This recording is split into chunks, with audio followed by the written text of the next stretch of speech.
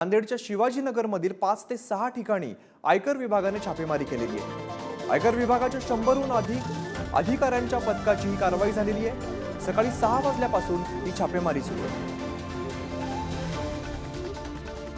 तर आपण पाहतो नांदेडमध्ये आयकर विभागाची छापेमारी सुरू आहे। नांदेडच्या शिवाजीनगरमधील 5 ते 6 ठिकाणी आयकर विभागाने छापेमारी केलेली आहे। सकाळी 6 वाजल्यापासून ही कारवाई सुरू आहे।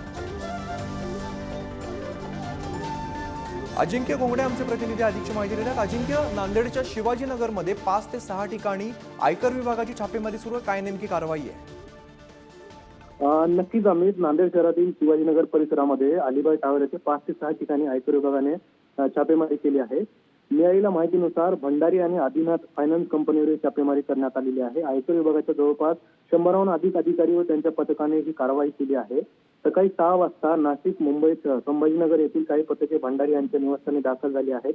भंडारी यांच्या 5 ते 6 दुकानावर ही कारवाई सध्या सुरू आहे। सध्या तरी या कारवाईबाबत अधिकारी बोलत नसले तरी काही वेळात ही सविस्तर माहिती आपल्याला मिळू शकेल। अमित, निश्चित धन्यवाद अजिंक्य सगळ्या सविस्तर माहितीसाठी।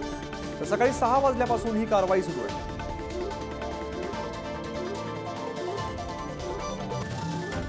Thank you.